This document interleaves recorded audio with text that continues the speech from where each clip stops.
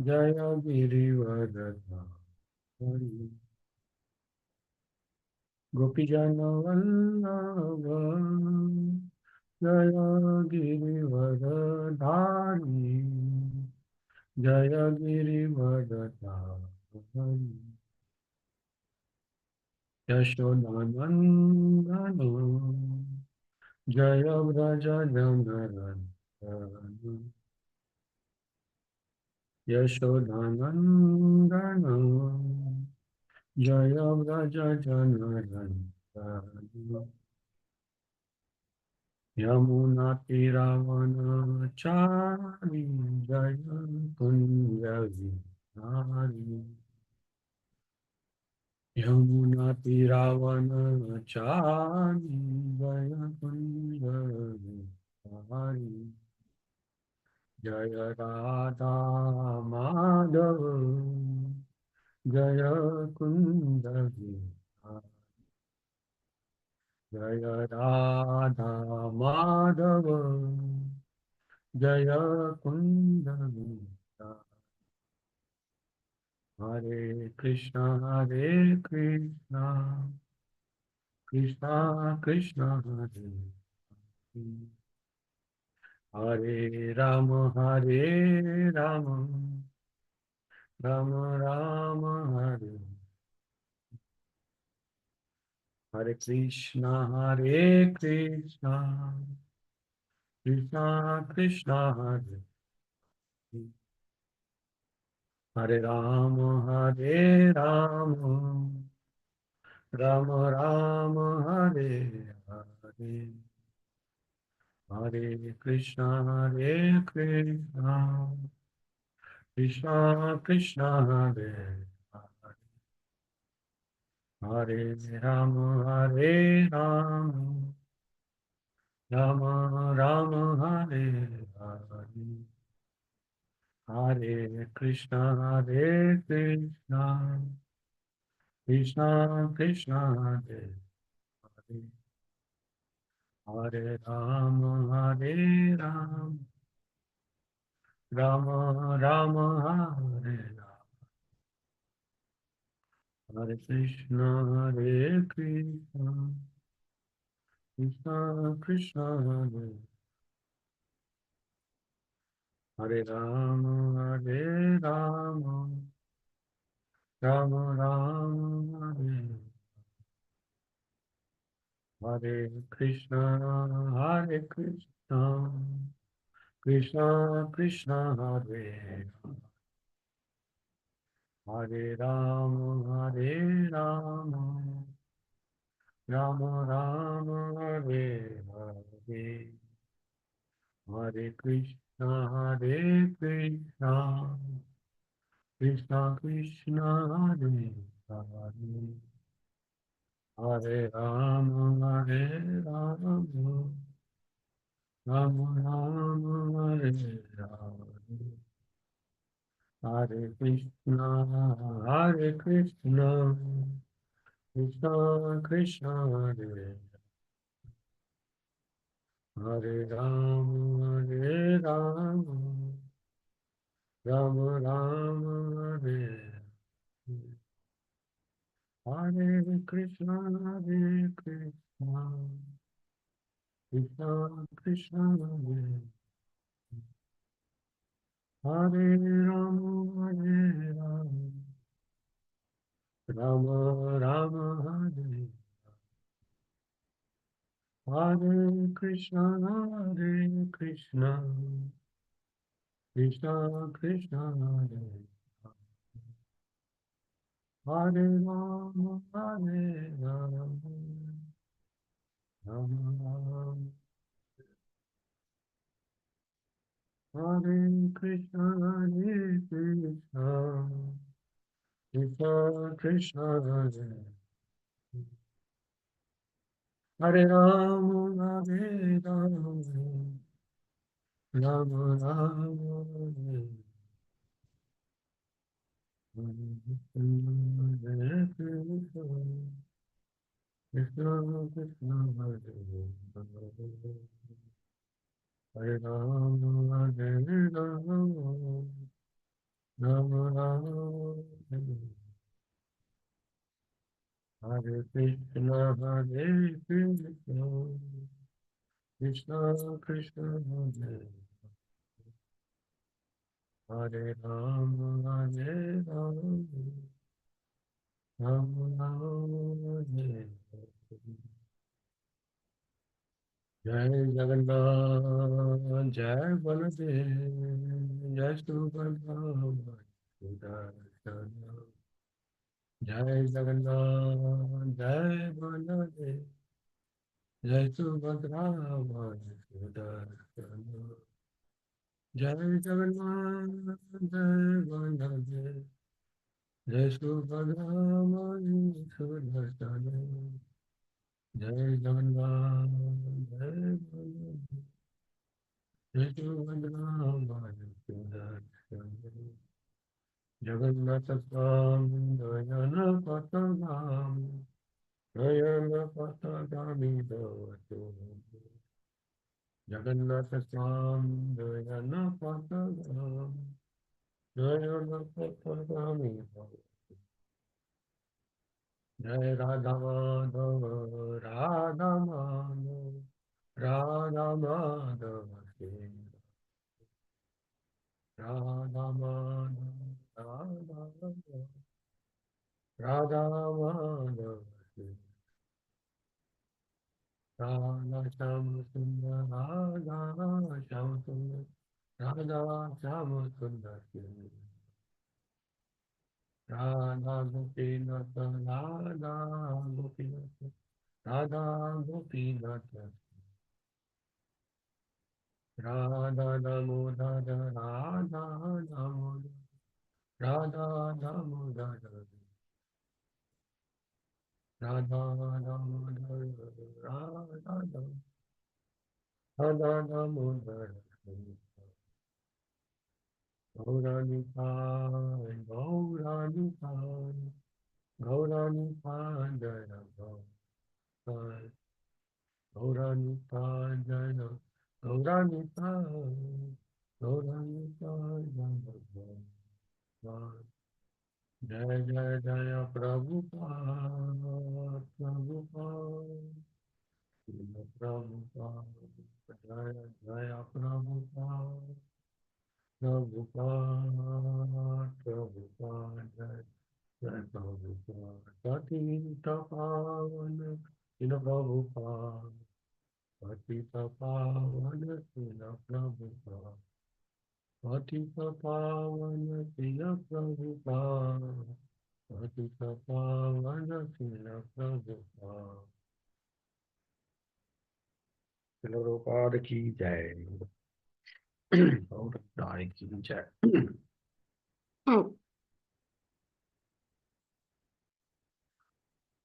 Okay, so Prabhuji. So I think only you are there, Prabhuji. Maybe others may join us. We'll wait. But anyway, we'll start now, slowly. Okay, Prabhuji. So today we are going to discuss sixth shloka of 11th chapter of fourth canto of Srimad Bhagavatam. So I'm just projecting the shloka slowly. Then.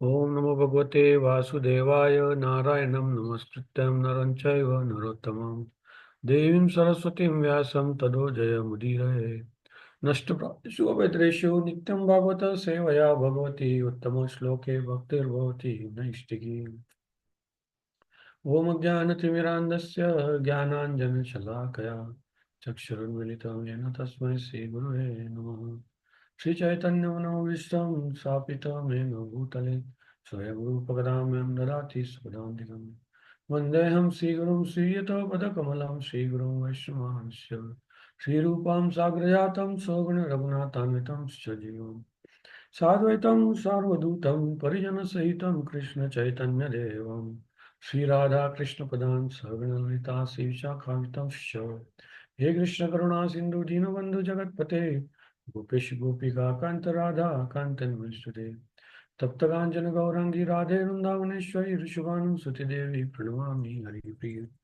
वंशकल्पतरुभ्यश्च कृपा सिन्धुभ्य एव च पतितानां पावनेभ्यो वैष्णवेभ्यो नमो नमः।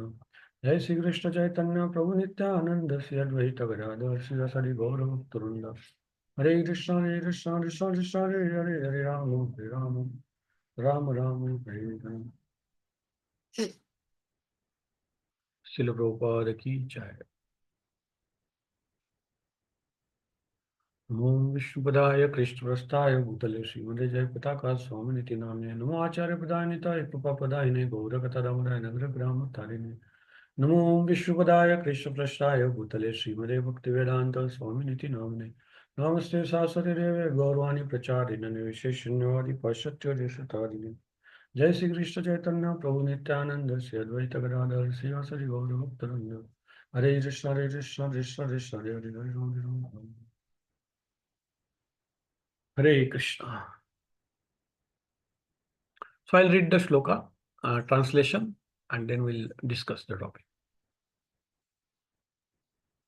Tan hanyamanan abhivikshya guhyakan anagsaschitra rathena burishaha uttanapadim krupaya pitamahu manurjagat padat gat manurjagat propagataha saharshibihi.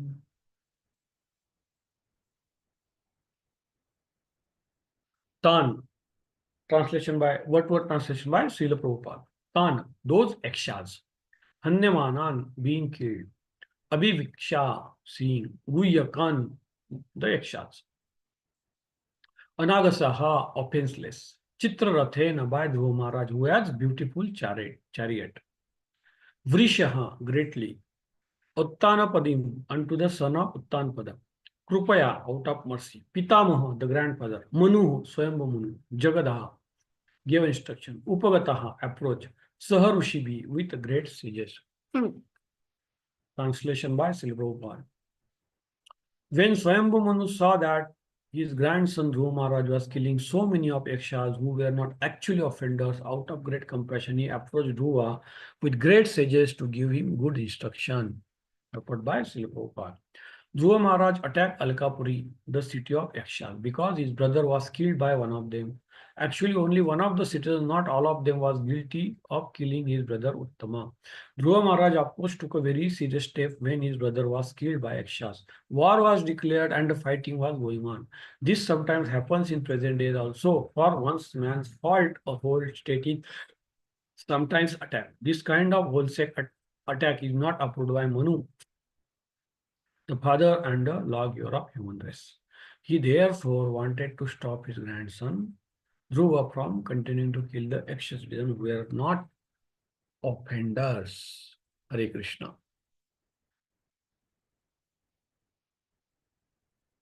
Tana hanyamanan abhikveksha guvyaka anagasa chitrarathena burishaha uttana padim krupaya pitamaho manur jagat dokataha sarshibihi.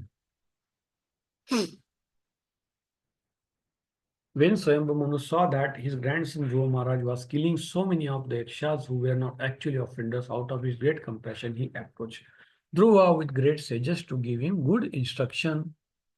Hare Krishna. Srila Prabhupada ki jai. So, this is a Dhruva Maharaj story we have been discussing since some weeks. And just to recap, Dhruva Maharaj did a lot of very severe austerities and gained the benediction from Lord.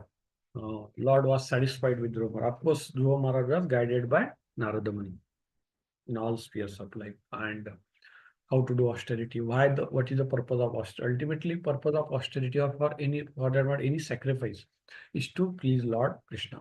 So Dhruva Maharaj did that, and when he saw Lord Krishna one to one in front of him, he actually forgot his material desires of gaining the kingdom of his Brahma, his grandfather Brahma. Because he said, Lord, you are so beautiful and you will give me your bhakti. And because Dhruva Maharaj realized that The bhakti is the ultimate thing. No material comfort, no material enjoyment can be compared to the bhakti's bliss. So Dhruva Maharaj realized that by mercy of Narmuni. And so, but then anyway, Lord gave him the benediction saying that, okay, you take and you will be like a, your planet system, Dhruva planet system will not be destroyed, even though material world destroyed, which is just material world and between material world and spiritual world, Dhruva planet is situated. So that is how he got a benediction. And then, of course, after completing the austerity, Dhruva Maharaj came back to the kingdom. And his father was there, Tanpada. He welcomed him. Then he was given the kingdom and he was ruling the world in the planetary, earthly planetary system. Then his cousin brother means what you call like Suruchi was his stepmother, second wife of the Uttanpa. And his Dhruva Maharaj mother was Suniti. So there was a son to Suruchi also, other son of the king, Uttanpada. So his brother also then they welcomed him, and then in fact Dhruva Maharaj welcomed all of them. Although he did not have any enmity towards them, although they were the cause, especially the Suniti, Dhruva Maharaj's step mother was actually the cause of all this distress to Dhruva Maharaj. Why? Because she dethroned him. She told, no, you cannot gain this kingdom. You cannot get this kingdom because your mother is not so much, liked by um, our husband. And hence you don't have right to take a throne. So she actually thrown her son. So this way the whole story started, you know that. So in spite of having so much trouble by uh, these people, Dhruva Maharaj did not have any enmity against them, because that is how devotee works. Devotee by nature is very soft, and he will not think of ill, he will not hate, will not jealous on anybody, even though they are sometimes the cause of trouble to devotee. I mean, that's very advanced stage of devotion life, devotee. And we should always try to understand that and achieve that in our life also as far as possible. Because that's the devotee. That is the real nature of devotee. So, as expected, Dhruva Maharaj, being a very staunch Vaishnava, did not have any enmity to those people. And he continued ruling the kingdom. He continued ruling the kingdom. The citizens were happy. But it so happened that his brother, cousin brother, in fact, rather brother, he went on some hunting somewhere in the Himalayas, and there was a fight between Yakshas and his brother. These are all Kshatriyas. They are all Kshatriya kings. So fighting is very common to them. Face-to-face fighting. Not the typical modern day fighting where the top leaders sit in the somewhere here and then only the soldiers fight. Everybody will fight. So Yakshas are Yakshas. So Yakshas are who are Yakshas? Yakshas, like we see the lot of big deities, or somewhere on the river, lakes, ponds, or in the kingdom. On the entry of the gate of the kingdom, there is a lot of devotee. In temples also you can see that. You can see those deities. They looks like little bit weird faces, big fatty, and some different beard and hairs. So they are all extra. They are like they are above the human being, but they have got more. They are basically siddha. They have got some powers, mystic powers, to create an illusion and to understand the illusion, and to basically They are powerful living beings, and they were there earlier in the various parts of the earth and even material world, and they were worshipped by human beings, and they were also taken their human beings have taken their help in protecting their kingdom or some particular empire or some particular river, or so there will be Yaksha. So we can see, and this Yaksha concept I was just reading in the some general knowledge about Yakshas. So these are the Yakshas. They are like a opposite of Rakshasas. Rakshasas are different. Yakshas are different. So Yakshas are they are godly people. They are not a bad people. They are godly beings, living beings. They are not demigods, of course. And they live. There are some extra planets, and on the earthly planets also they are there. That's what it appears. And then there is a reference of those Yaksha deities, and there are sculptures found on Yakshas. Means people were interacting with Yakshas. I mean, in the modern language, we can say Yakshas were extraterrestrial beings, living beings from the other planets. They will come and they used to reside. Nowadays, we don't see that. It may be there, but nowadays, anyway, many things we are not able to see because we have become very blunt and very gross. But earlier, people used to have that powers to see many things. So that way, Yakshas were there, and then there is a reference of Yakshas or this particular entity in other religions also. In China, in Buddhist religion, in Jain religion, especially in Asian religions, it's there.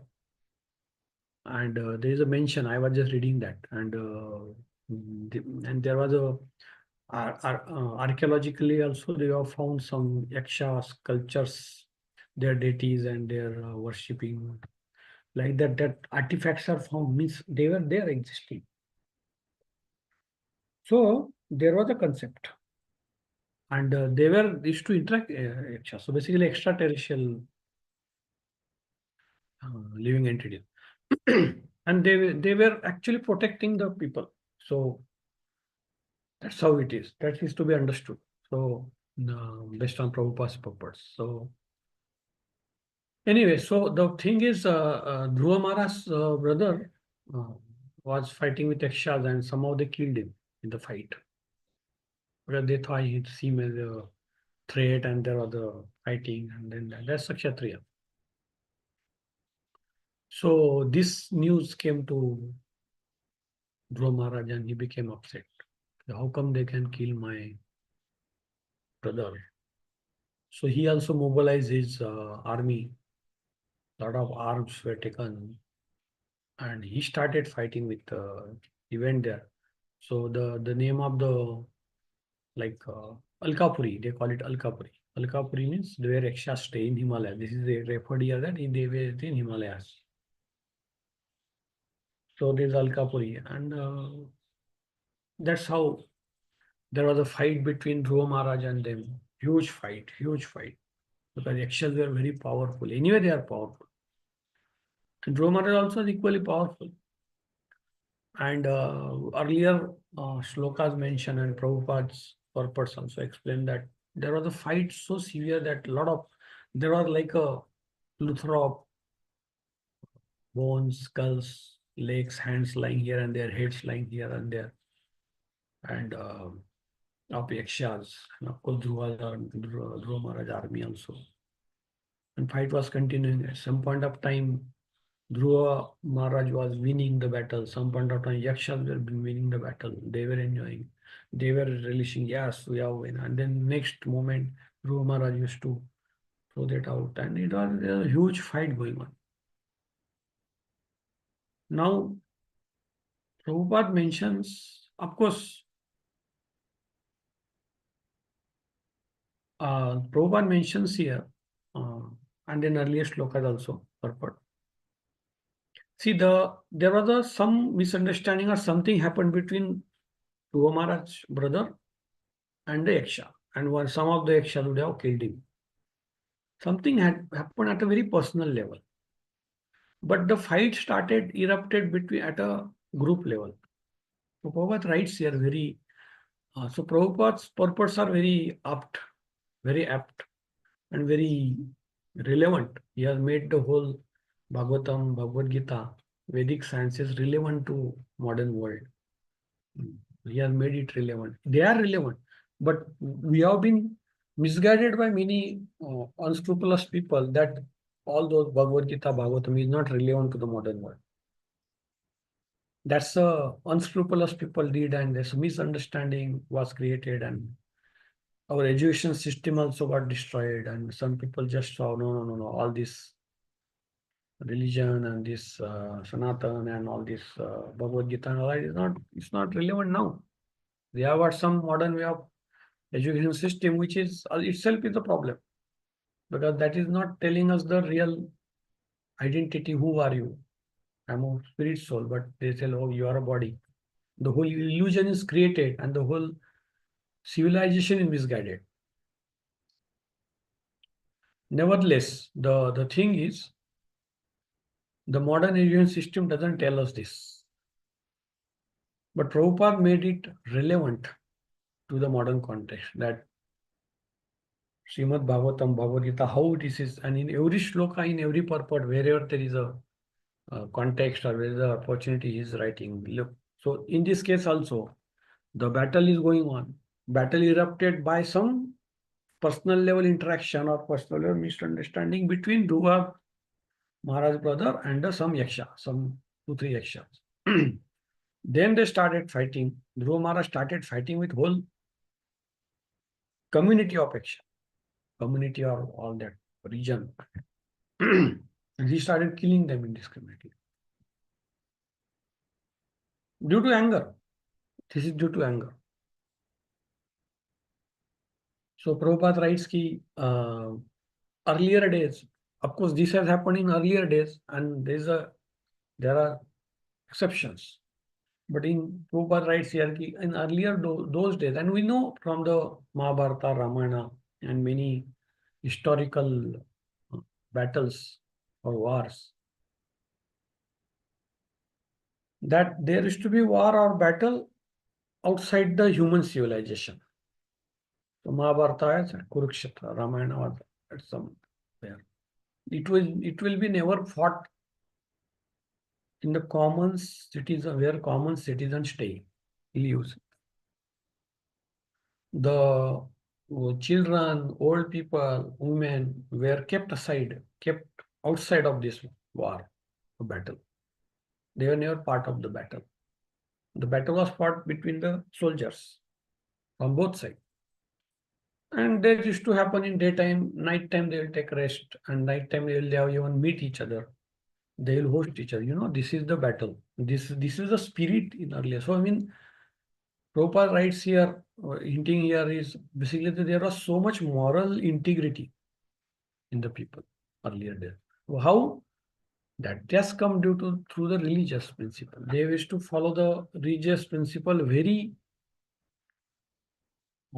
religiously or very meticulously. And they were trained in following the religious principles. So, Mahabharata, say for example, so Duryodhana, Bhima, they will meet after the battle in the evening. They will host each other. And that time they will fight. Of course, in Mahabharata also you can see there is a violation of those rules of the battle, but very rarely, but there are violations. Like Ashwatthama put his Brahmastra in the womb of the Parikshit's mother, Uttara. It was against, and then he killed Pandava's brothers' sons in the night time when they are sleeping. No, this is a violation. So there are instances of violation of those rules, battle rules in earlier days also, but it's very by exception and in some situation, and that is due to uncontrolled anger or due to some context.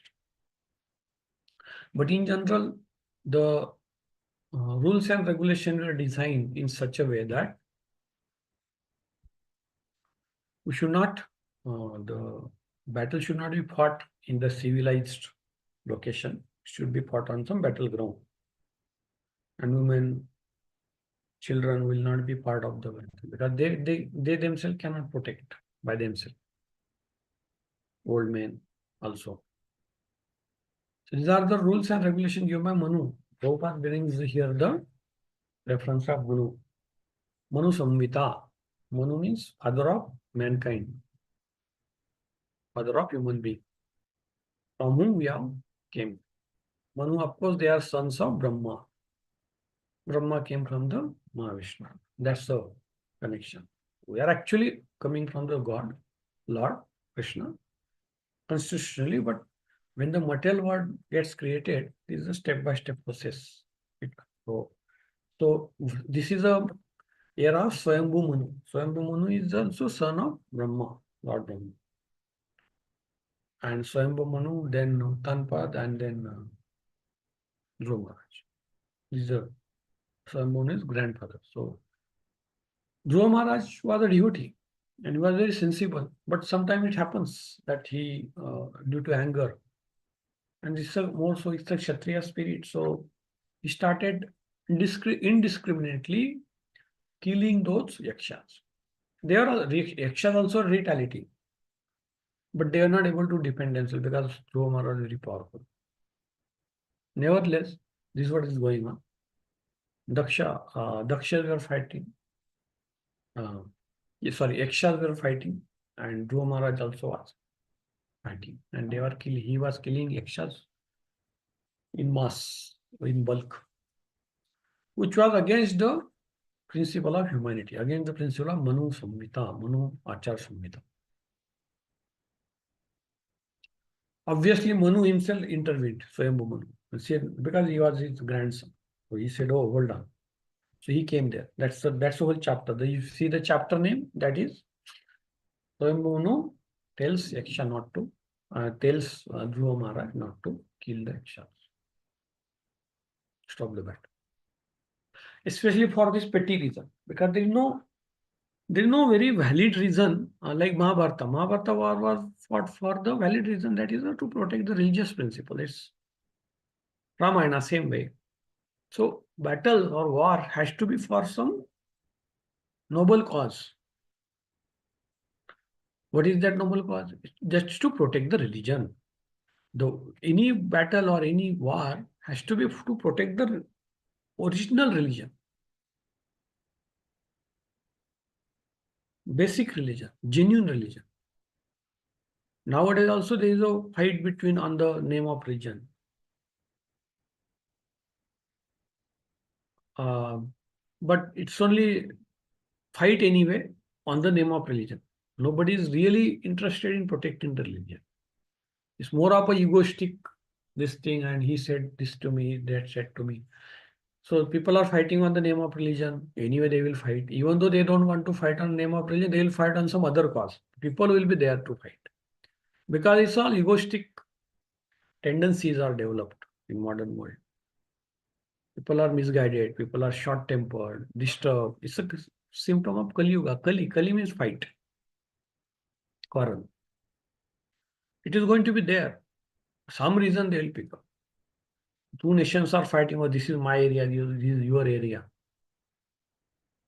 Oh, this is what he said to me. You are not giving this to me. So we will fight with you. Various types of reasons just to start fight, and it's very dangerous. Prabhupada mentions in his purport, it's very dangerous mode, current situation. I mean, Prabhupada writes in 1970, that time itself he has started, and he could envisage it will be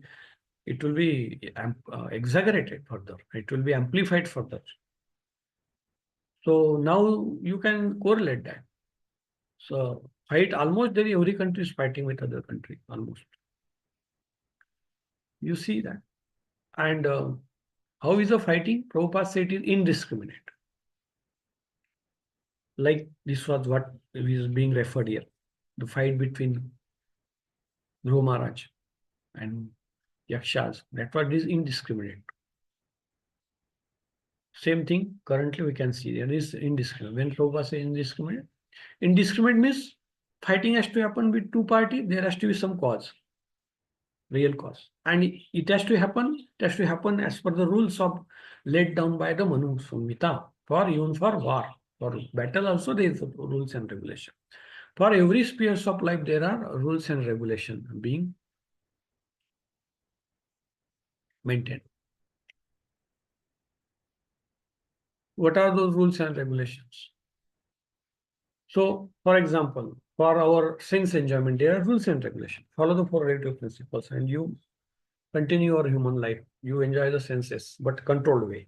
And then focus more on the spiritual devotion. These are rules and regulations. For even for traffic also there are rules and regulations. For everything there are rules and regulations. So for war or for battle also there are rules and regulations.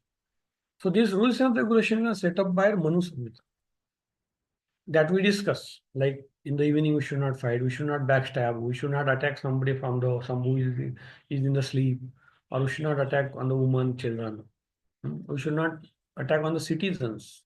Although from the other party, we should not attack the innocent citizen. We should only the fighting has to happen between soldier to soldier, and the two side soldiers fights, and whoever wins, they take care of the other citizens, other group also, and they'll protect them.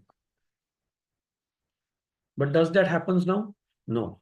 Whenever there is a fight, there is an indiscriminate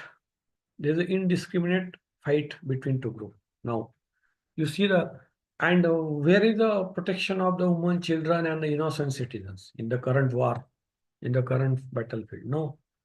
We'll put missiles, they will put bombs, they will put all those rockets, they'll shoot bioweapons, chemical weapons, this weapon, that weapon. Nowadays, there is IT, like,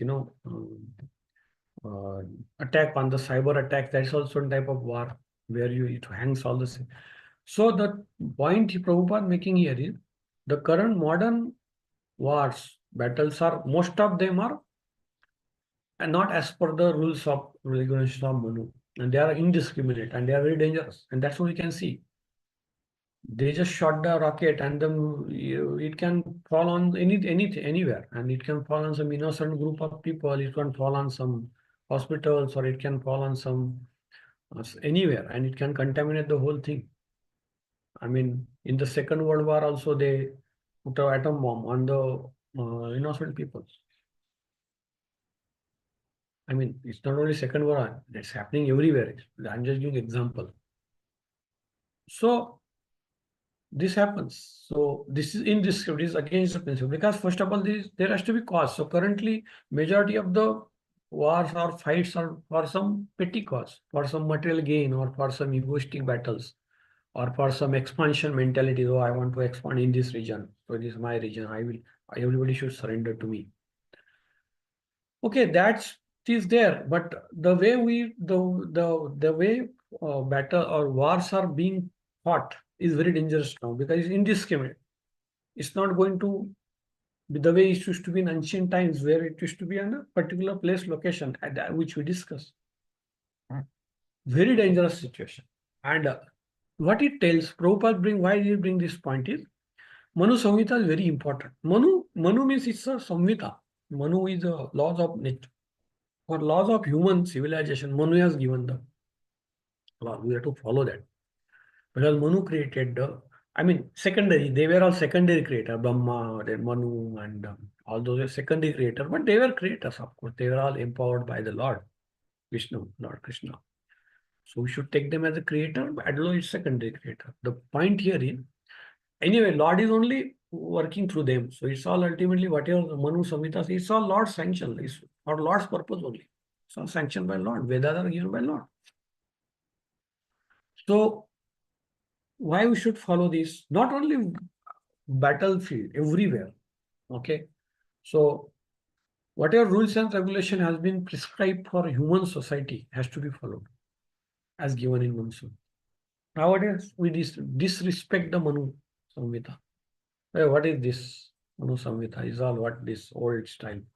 We are modern, what do you call? We have got modern Samhita. Okay. modern our way of, they have put some modern way of putting some so-called rules and regulation to conduct the nation.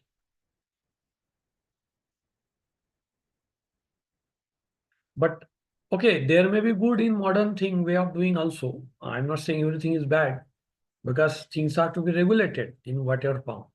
But then anyway, things have to be, the whole human civilization has to be regulated in proper way, and there has to be rules and regulations. If you know this, why don't you means so-called modern people, why don't they refer it to original Samhita, original manuscript, original set of instruction, which is as per the religion? That is Bhagavad Gita, Bhagavatam, or even our Manusmriti, all those Vedas, and they are available. So they don't want to follow that because they say, no, no, it's all, they don't understand. First of all, majority people are in ignorance. It's the effect of Kali Yuga. We are all, majority people are in ignorance. They are all sinful, ignorant, foolish. So they don't understand what is the value of this Bhagavad Gita, value of Bhagavatam, and what is value of these manuscripts. So they say, no, we'll create our own system. And they create their own system, try to do something. Intentions are good.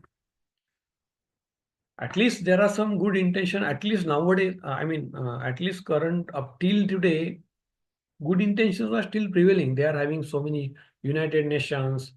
There are many groups, BRICS, this, that. All those groups are trying to come together, try to do good for the human society. Intentions are really good. But Prabhupada has every now and then said, okay, there are UN is there, or those group of nations are, which is good, Prabhupada saying. But he said they are not referring to these original scriptures, hence they are failing, and they are bound to fail. Prabhupada said this very boldly. And that's what is happening. There are so many groups, national group, nationwide groups, they come together to do some prosperity together, work together. And it works also to some extent, but ultimately it gets spoiled because it's all human made. Human made means error. Although intentions are good, because human being is having four defects. We have got four defects. What are those defects? Cheating tendency, making error, making mistakes, illusion. These are the defects in human being. By virtue. I mean, these are the defects in material life. Because there are defects, whatever we do will have full of defects. Even though it is some constituency or whatever we make, so-called science, so-called our Samhita, whatever we try to create out of our own limited intelligence or limited capabilities as a human being, will have these four defects. That's where it is getting proved that the point we were discussing was basically, okay, so we have got United Nations, we have got so many nationwide group, but still there is not much success in preventing war or preventing the uh, calamities or natural calamities also. There is constant fighting between two nations. Now it is like a peak of it. We can see that. Practically, I mean, we are almost, at least I am 50. So, and some of you are 30, 40s and even more. So you can see in last some 5, 6 decades, we can visually see means we are experiencing it in front of us. And then there is a history to tell what happened earlier also. We can refer that also. The thing is that it was never so much flamboyant atmosphere or so much, not flamboyant, flammable atmosphere anywhere till today. It was like practically everywhere there is a war and Cold War, so-called any type of war you take is going on. People are getting bankrupt, nations are getting bankrupt, terrorism is coming, missiles are ready, bombs are ready to shoot. And some stupid guy may shoot those these missiles and then bombs, and then it's the end of it. Okay. So this is already there. Flammability has reached. It's almost that flashpoint. So we can correlate. I mean, Prabhupada bring this point 50 years back, and we can correlate it. Indiscriminate. So why that indiscrimination come? Why that indiscrimination war happens? Maybe due to anger. We have got anger. We become angry. So here, of course, Dhruva Maharaj was a devotee. Of course, that's an exception we should take. But yes, he was also corrected. That's why Swayambhu Muni is coming and correcting Dhruva Maharaj. Don't do this. You are indiscriminately killing. You are a devotee. You are a king, Kshatriya king. You have to follow religious principle. And he was actually, Dhruva Maharaj was following religion. But then in out of heat of the moment, he was indiscriminately killing. That he was corrected. And that's fine. Because Kshatriya spirit is there. Mistakes happen. But there has to be correction by the authorities. And that's what is happening. That was happening in this case also. So Muni himself is coming and telling, don't do this. Don't kill the incident, stop here. And then it got stopped as we go further.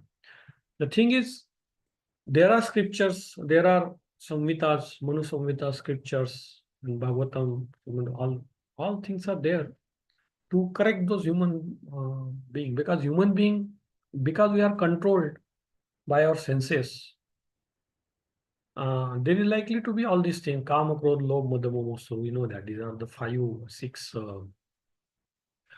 vikars, 6, sort of, we call it vikar, Shad vikar, Shadripuram. There are 6 enemies, or vikar means it's a dosh. I mean, it's a defects. They keep troubling us. So anger is very dangerous. So for lust, some people are lusty. They want to acquire others' kingdom. Some people are little bit ego, little bit hurting the ego. They will start fighting people. So these are all there that keep this. And so these are going to be there because we are in the mud of sense enjoyment. And sense enjoyment means there is a conflict always.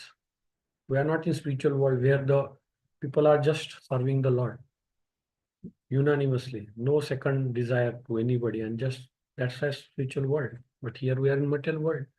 There is a conflict of interest. Material resources are limited. Lord has made that material world in this way. That resources are limited, but your desires are unlimited. So there is a conflict of interest, and little bit uncontrolled behavior leads to war and battle. So war and battle are going to be part of the life in the material world. And it's there throughout Bhagavatam. You can see there is constant fight. Demons, demigods, they want to snatch. They want demigod position. Demigod don't want to leave those position. They are afraid, and there are so many things are there going. Of course, devotees are, the whole cult of devotees is different from all this. That also is given in Bhagavatam. Devotees are not at all interested in all this.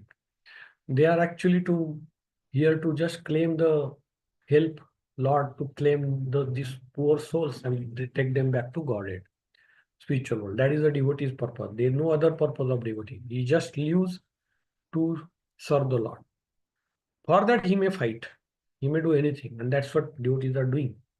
I mean, in the Bhagavatam also, many kings were devotee kings, and then religious, they'll follow religion. They will to establish the laws of Lord and God. That's a different thing. That is for a proper cause. That's why Mahabharata was fought for a proper cause. Ramayana was fought for a proper cause. Many wars and battles were fought for a very proper religious cause. The whole Bhagavad Gita is like, Bhagavad Gita has been spoken at the battlefield. That is to fight for the Lord's purpose. What Lord wants, we should fight for that. Even though it is meaning some violence. So that's all fine. That is not what I am referring to. And Prabhupada is referring here. Prabhupada is indiscriminate. Indiscriminate means indiscriminate purpose. What is the purpose of your battle or war? If you ask the current civilization, there is no answer. They are just fighting out of some egoistic tendencies or some misunderstanding or some lust. I want his land. I want to expand. So many things are there going. There is to establish supremacy of one cult or one particular. I mean, we are just catching hold of some identity, maybe some religion, some geographical location, or something, and then we are trying to prove our supremacy over others and trying to fight, which ultimately will be defeated, and that will be never successful because Lord will not.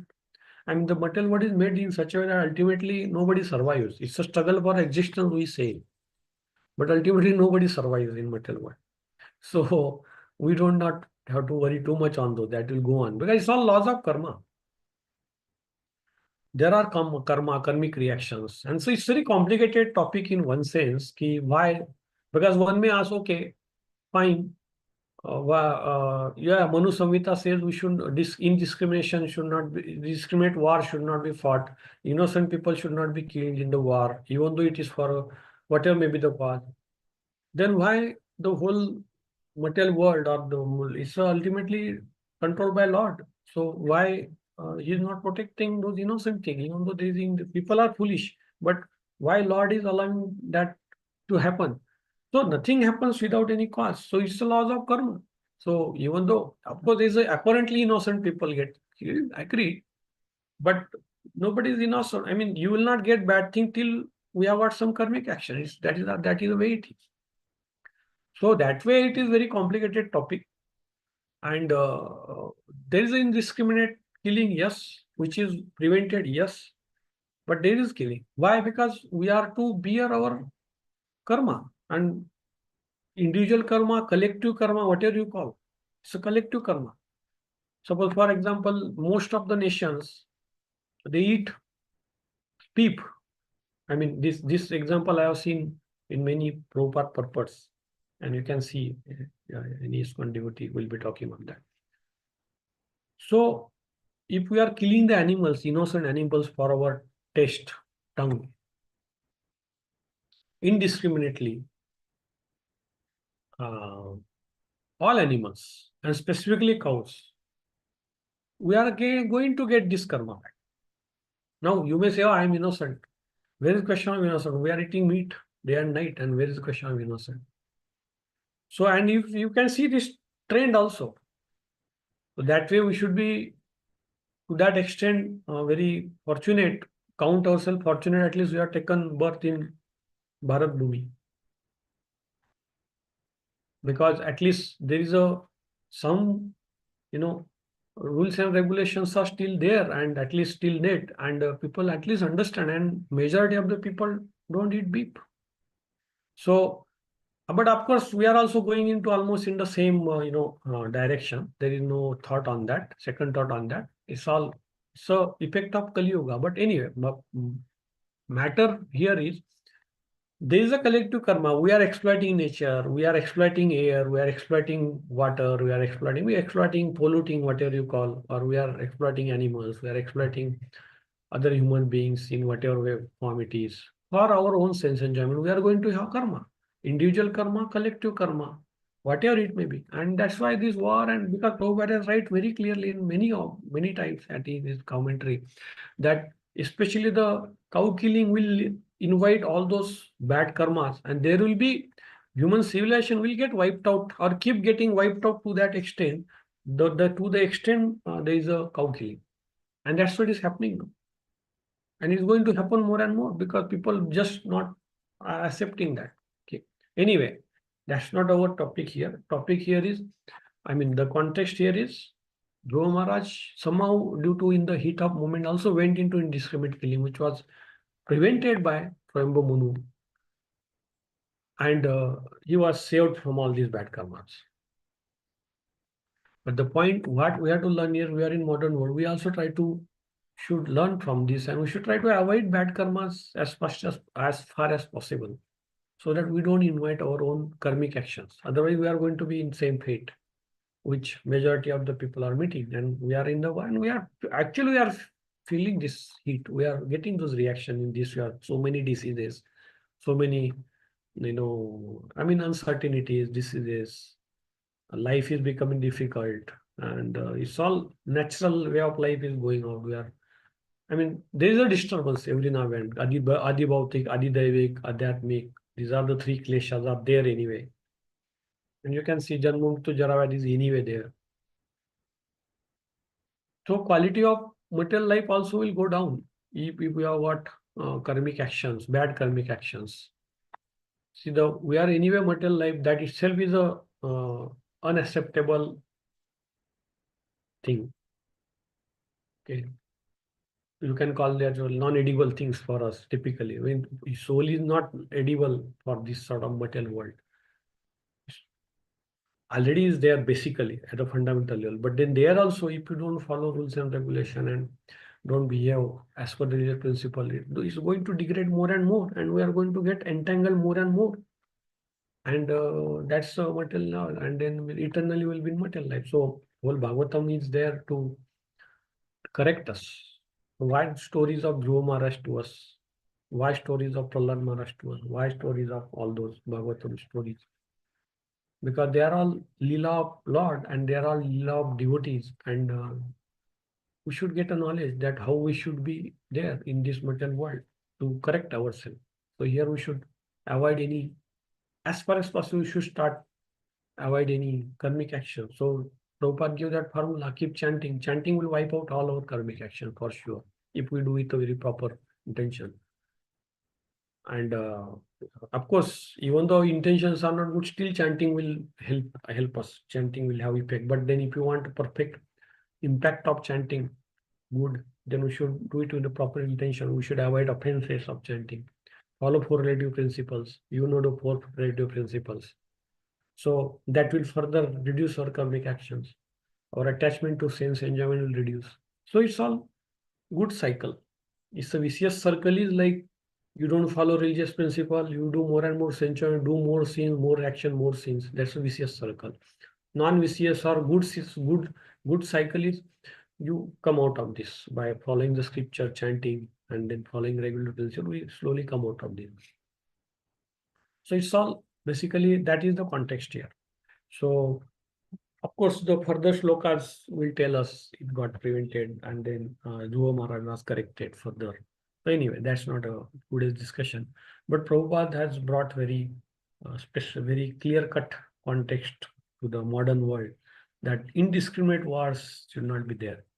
And it which is actually there in modern. And then we can only hope for, we can only distribute Bhagavatam to the mass of the people and try to correct that. Otherwise, this is how it is going on. So anyway, so we discussed this today. This was the topic. So summary here is basically uh, the there has to be correction.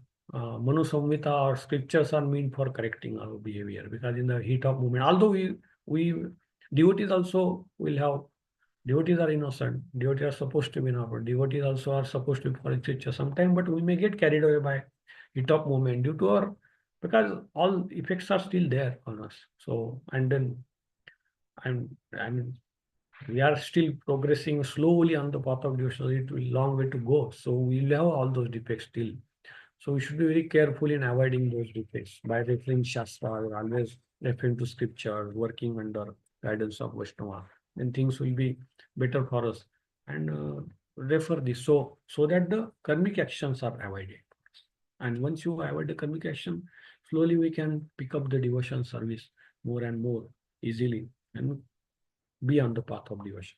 So that's the whole purpose, and that's the summary of the slide. It's only one sloka today, and the context is this. We discussed that Prabhupada, and then Prabhupada brought the indiscriminate tendencies, indiscriminate way of doing the wars, modern world, which is suffering anyway. We know what sort of suffering. So that's the reason why people are suffering, because it's indiscrimination. Why the indiscrimination? Because we don't follow Shastra. We follow our mind. So that's why that.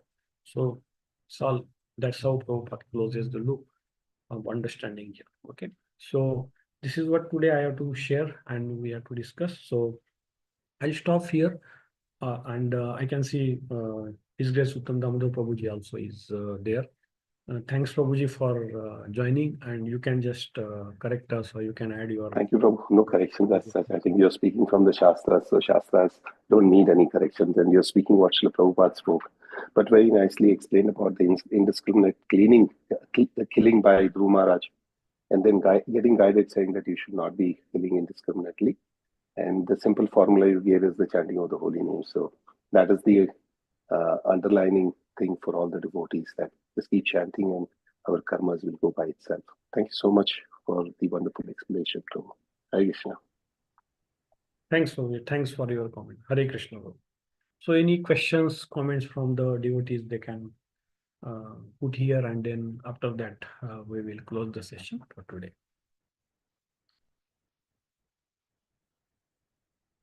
Hare Krishna. So If there are no comments, questions, I would like to close the session and thanks all the devotees for sparing their time for in the morning today. It's working day, although. So thanks for all of you and for your time, and we'll close the session. Hare Krishna. Grantara Srimad Bhagavatam ki jai. Srila Prabhupada ki jai. Hare Krishna. Thanks.